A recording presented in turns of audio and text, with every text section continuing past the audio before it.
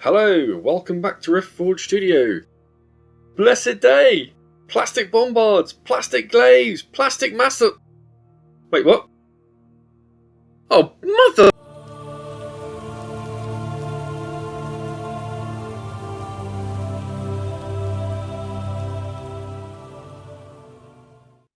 Hello, welcome back to Riftforge Studio. So, let's have a chat about the Knots plastic tanks. With me today is our building Magos himself, Luke. Say hello, Luke. Hello, Luke. Perfect. Sean and Tom were busy working today and not at all crying into their coffee and tea. Well, they're probably doing that as well. And Rick's sunning himself somewhere in the Atlantic Ocean, I think. So you get us, have a little chat about this. So, what got revealed today, Luke? Well, there was that nice tease of plastic tanks, followed by they're not plastic tanks, but we are giving you a plastic sprue of weapons. Yes, indeed. And probably, not with my cynical hat on, I suspect a price increase as well. But we'll see. Hopefully not. Hopefully not. Cool. So, the Heresy... Sorry, the Arquita Bombard, I beg your pardon. Now, this is... I mean, you've read through this article, I've read through this article. Is this going to be literally the plastic sprues that they're giving with everything? That plastic weapon sprue that has the Volkite culverins and heavy bolts and so on it? Is that what we're getting? That's what it sounds like, but at the same time, are they going to expand that to include a plastic autocannon sprue as well? Because that's what these tanks are known for. It is, yeah. That was going to be my question, actually. Do you think we're going to get the plastic autocannon sprue? Because obviously at the moment it's resin, isn't it? That would be cool, because does that then lead open onto the option of, will they expand the Javelin rules to include autocannon turrets? I would like a selection of sponsored weapons for Javelins, 100%. Yeah, not just the las cannons and the missiles. It'd be cool to have other stuff on there.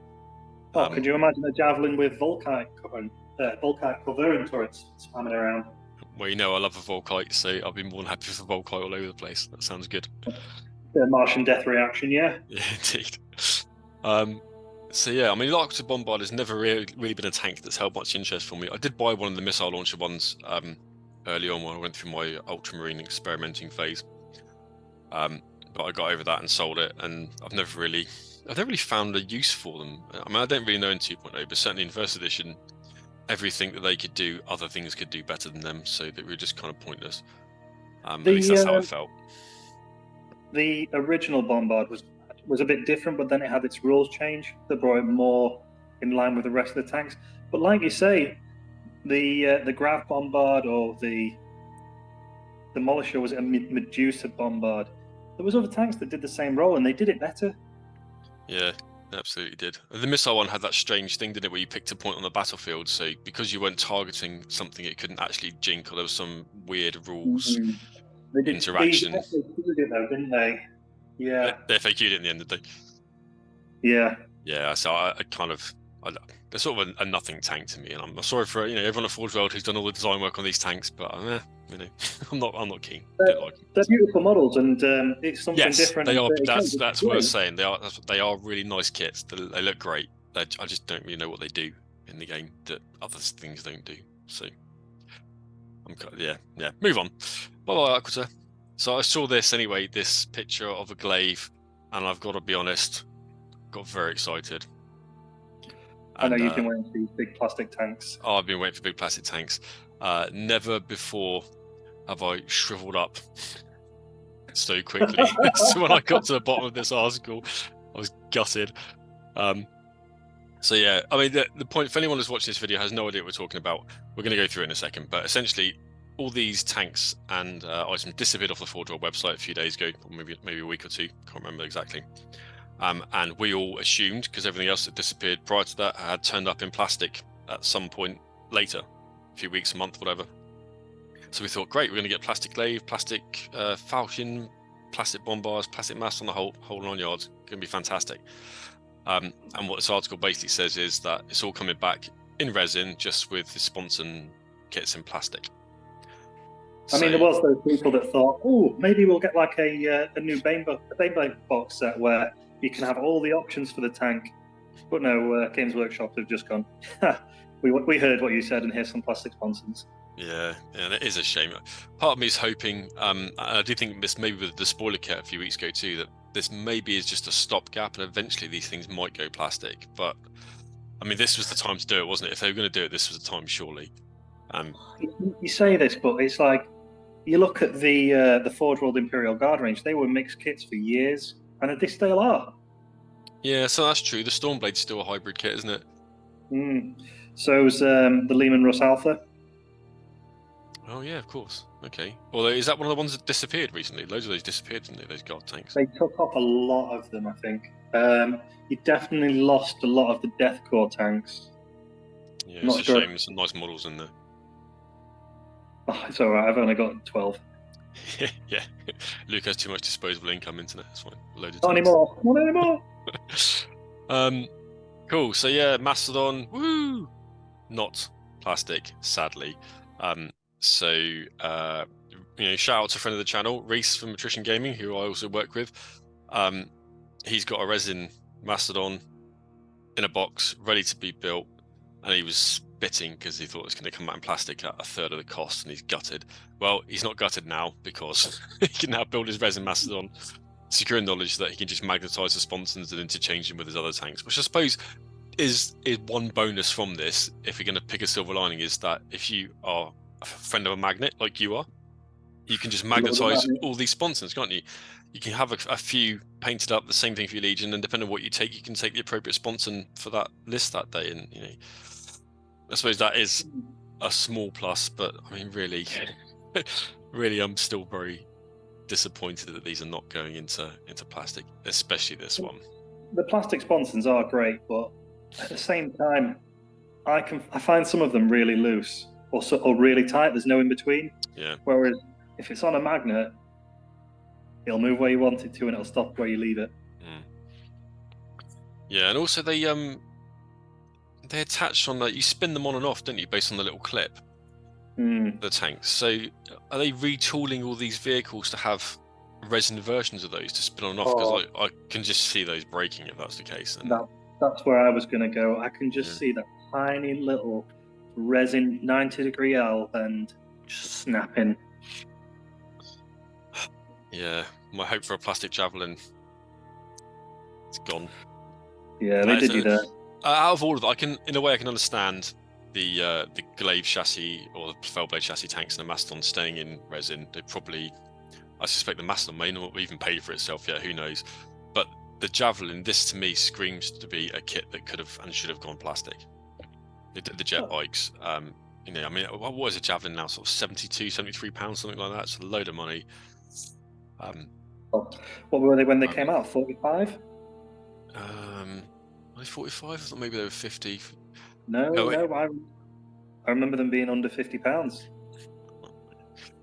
Well, yeah, isn't an inflation of it. I should know I had 7. But it just this was one that could have gone plastic, and really, out of all of them, this could have gone plastic, and it's a bit gutting. They've pushed Mark 6 as the Heresy armor, or sorry, the Siege armor. Which okay, GW, if you want to retcon your own lore, that's fine. But if you want to push out resin units, try and keep the armor marks in line. I really don't want to be negative about Horus Heresy. I love Horus Heresy, as we all do on the channel, but this is disappointing. And then we get down to this Command Rhino, which is essentially going to be the same. They're just swapping out the old resin for one of the new plastic Rhinos. I assume it's basically the same, isn't it? It's just they're swapping the Rhino kit over to a plastic Rhino kit with a resin radar. Well, I don't even know if by the sounds of it won't even be a full kit. It'll just be an upgrade kit. So you'll get the box section that goes on the rear tracks, a Predator top like the old kits, and a dish. I'm sure they'll sell it as a bundle. Just from the wording on that, it says a resin upgrade kit. Yeah, it does. That's true. I mean, I'm sure they'll sell them together as a bundle, and it would be well, not that it'll matter. Not that it'll matter. I mean, I've had one of the old resin upgrade kits for the Deimos and the new plastic one come through, and something beeped. And I've had one of these come through, like I say, but the top section doesn't match up with the plastic. But that could be because it's the Mark 1 version rather than Mark 2, where it was a complete kit. Yeah. Oh, I don't know what to say anymore, really. I'm just very disappointed. So there was one bit, though, that I did think was vaguely interesting. I'm just going to scroll up and see if I can find it. Yeah, this bit here. Okay, so both the Javelin and Mastodon will soon receive new rules and new armor list entries to accommodate the new options there to receive. Like you say, expanded sprue weapons, you would expect them to... Yeah, I'm sure. Yeah, I'm sure the Javelin's going to be able to have Volkite sponsors. I think that makes sense. I'm going to point out the obvious thing here, Neil. Go on. They never used to have heavy bolter sponsons. Yeah, you're quite right. That's amazing. How did we miss that? Quite right. Heavy bolter sponsons. Yeah. Yeah. Oh, do you know what's going to happen now? I'm sorry, Imperial Fist players. There's going to be a stack of... Yeah, you know, I've got a stack of bolter-ridden Javelin squadrons now going around. +1 to hit. Just murdering everybody. Oof. Because, yeah, what did they used to come with? Twin-link las cannon and... Cyclone missile launch, wasn't it? That was it, yeah. So, yeah, okay. So it doesn't look like they're going to get all the sponsor. That's good. That's good. If they're having a rules tweak, then one would suggest probably they're going to have some sort of points change too, because obviously if you equip them with heavy bolters and Volkites and stuff, that's not as much punching power as las cannons and missile launchers, at least in theory. So I would think... know now, because heavy bolters have had that extra shot now, so if they get 2 heavy bolters on board, that's 8 shots. But if you upgrade any other vehicle from heavy bolter to las cannon, you pay points for it. So I can't see any situation where either the heavy bolter ones and maybe the Volkite ones don't come down slightly in points, or the las cannon creeps up in points, because you have to balance it somewhere. Base points gets dropped and then it's standard as heavy bolter. Yeah, I'm sure. Flat points increase for culverin and then gradual increase on punchiness. Well, not really much else to say, is there, mate? I think we were all hoping for lovely plastics forevermore, and it looks like that's not going to be the case. This probably puts the final nail in the coffin for everyone thinking we were actually going to get finally get a plastic Thunderhawk, or dare I say any plastic Stormboy or anything like that nonsense. That's obviously not going to be the case now. And I think this probably also maybe puts the brakes on the idea of a plastic Fire Raptor or Storm Eagle, doesn't it? I don't know. I mean, you could still argue the case of maybe they've not quite got their investment back on some of these kits and they're just trying to drag it out a bit to pay it off, as you've suggested. But at the same time, there's no argument to say that they can't do the curves of a Javelin now when they've been able to do the curved Predator turrets. And the Scimitar jet bikes as well.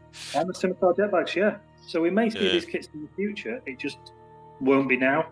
But the Fellblade has been around for the best part of 13 years now, so I refuse to believe that hasn't made its money back. Oh, God, yeah. But then the Falchion's not been around that long. The Glaive has been around a similar time. Yeah.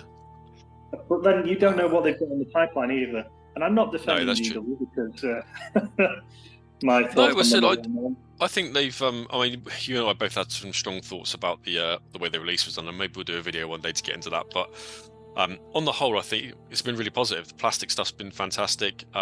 There's support for the game now. There's, they've done the Legacies PDFs. Yes, we would like Demon rules faster. Yes, we would like Black Shield rules faster. All that sort of stuff. But it is going to come, right? And the plastic kits are good. There's a million parts, but still they're good. They're nice and sharp details. And I don't have a problem with that. And it's great that it's cheaper and more accessible.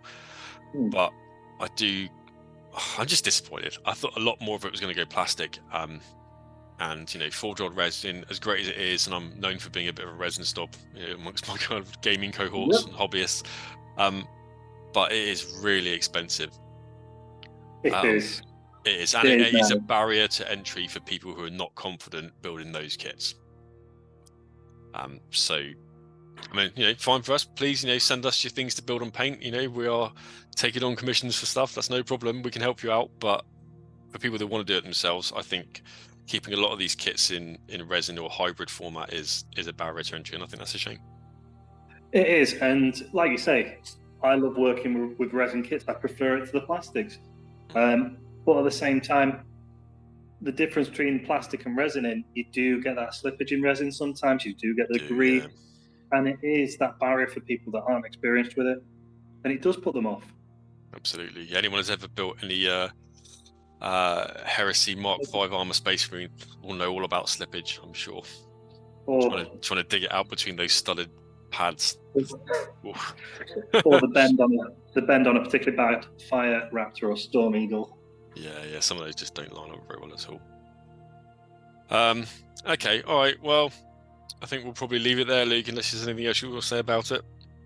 I haven't got anything else. A disappointing Heresy Thursday, isn't it? Really, given what's come. I mean, it's good that the sponsors are there. It's great that you can do different stuff for Javelins and whatever now, but overall, it's a bit disappointing. I mean, in the end, you can look at it this way. Yeah, there's not as many kits coming to resin or going from resin to plastic. Sorry, but the Javelins are going to get an expanded weapon option by the looks of it. Yeah, and that is a bonus, and the Mastodon as well. Not that I've seen many people take a Mastodon, cool as they are, but yeah, they'll get all the additional options now, which is nice. Cool. Okay, well, I mean, let us know what you think. Leave us some comments, your views, your opinions. We're interested. We do read them all. And if you want to help support the channel, we do have an Element Games affiliate link in the description. If you're in the UK, if you're not in the UK, then you can subscribe to the Patreon. Just a tip jar at the moment, just helps us produce more content, keep up to date with the equipment, replace bulbs, that sort of thing. Thanks very much for watching, and we'll see you next time. Cheers, guys.